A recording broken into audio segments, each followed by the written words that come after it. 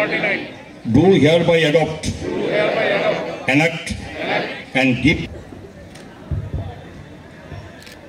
We, the people of India, having solemnly resolved to constitute India into a sovereign, socialist, secular, democratic republic, and to secure to all its citizens justice, social, economic, and political, liberty of thought, expression, belief, faith, and worship, and of opportunity, and to promote among them all fraternity, ensuring the dignity of the individual.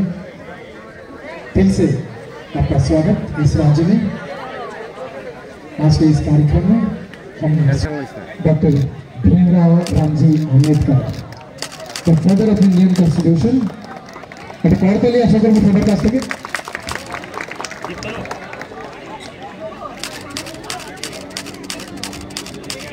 আহ্বান জানাই। আমাদের সঙ্গে রয়েছেন যুব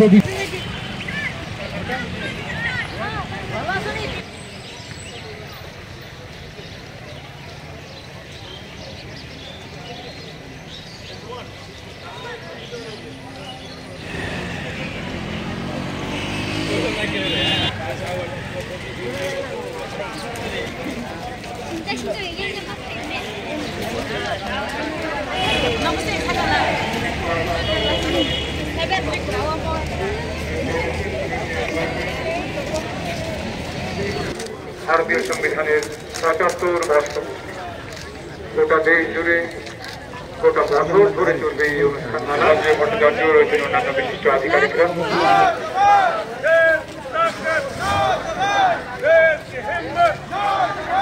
যে ২৬শে November ১৯৪৯ সালে আমাদের সংসদে সেটাকে গৃহীত করা হয় এবং ২৬শে জানুয়ারি ১৯৫০ সালে সেটাকে গোটা দেশে সেটাকে ইমপ্লিমেন্ট করা হয়। আর সেই ৭৫ বছর পূর্তি, এই ৭৫ বছর পূর্তি অনুষ্ঠান গোটা বছর ব্যাপী চলবে গোটা দেশে।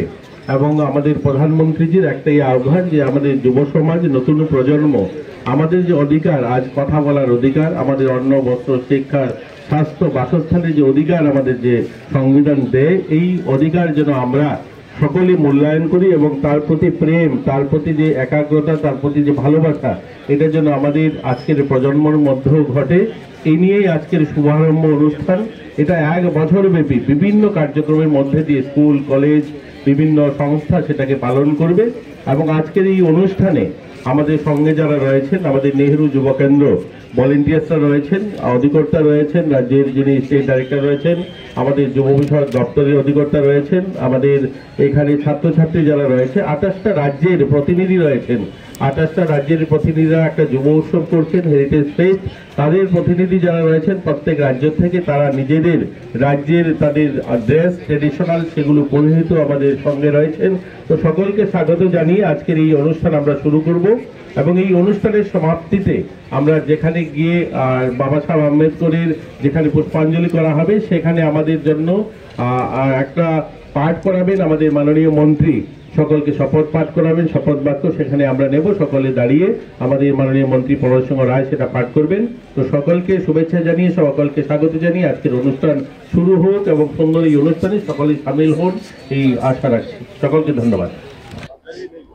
আজকের দিন মানে ২৬শে নভেম্বর এবং ১৯৪৯ সনের ২৬শে নভেম্বর এই প্রথম আমাদের সংবিধান গৃহীত হয়। এটা আমরা সকলে জানি যে গৃহীত হয়েছিল কিছুটি মানে অনুচ্ছেদের উপরে, কিন্তু সেটা মানে স্বাভাবিক সমস্ত এখন সম্পূর্ণভাবে এটা শুরু হয় আমাদের ১৯৫০ সনের ২৬শে জানুয়ারি। এটা আমরা সকলেই এটা প্রজাতন্ত্র দিবস পালন করি। তো আজকের এই সংবিধান দিবস, এই দিনটাকে পালন করা, এটা কতটা আমাদের দেশের জন্য এবং দেশের যুব সমাজ থেকে শুরু করে দেশের মানুষকে সচেতনতা করা, এটা আমাদের এই মূল উদ্দেশ্য। বছরব্যাপী সংবিধান এই দিবস পালন করা এবং এর মাধ্যমে এই সংবিধান দিয়ে আমরা শুরু করেছি আমাদের দেশের শাসন প্রতিষ্ঠাকে মানে প্রতিষ্ঠিত করা এবং আমাদের নিজস্ব বাক স্বাধীনতাকে রক্ষা করা এবং সর্বোপরি আমাদের এই সমস্ত মানুষের জন্য সার্বিকভাবে যে অর্থনৈতিক সামঞ্জস্য বজায় রাখা এবং ন্যায় বিচার এটার উপর মূলত শুরু হয়েছিল। তার পরবর্তী সময় বিভিন্ন রকম আমাদের এই শুরু। তো আজকের এইটার সঙ্গে আমরা দেশকে জানতে হবে, দেশের যারা স্বাধীন করেছে, যাদের জীবনদান করেছে এবং তাদের প্রতি সম্মান কিন্তু সংবিধানকে সম্মান জানাতে হবে। আমরা সকলে জানি ডক্টর বি.আর. আম্বেদকরজির নেতৃত্বে প্রায় দীর্ঘদিন 2 বছর 11 মাস 17 দিনের মাধ্যমে উনি এই সংবিধান রচিত করেছেন। পৃথিবীর লিখিত সংবিধান রচনা আমাদের দেশের থাকার কারণে সবচেয়ে বৃহৎ সংবিধান এবং এটার মাধ্যমে দেশকে জানা এবং দেশকে এগিয়ে নিয়ে যাওয়া। দেশের প্রধানমন্ত্রী নরেন্দ্র মোদীজি দেখুন যে 100 বছর স্বাধীনতা দিবস উপলক্ষে ভারতবর্ষের যে বিকশিত ভারতের যে পরিকল্পনা নিয়েছেন এবং সেই বিকশিত ভারতের যদি সার্বিকভাবে দেশের সমৃদ্ধি বৃদ্ধি করতে হয় তো সেটা অটোমেটিক্যালি এইভাবেই যাত্রা শুরু করা উচিত এবং দেশ এগিয়ে যাক, সকলের সহযোগিতা হবে এবং সকল মানুষের একাত্মতা এবং উদ্যোগ ঐক্যবদ্ধতায় দেশকে এগিয়ে নিয়ে যাবে।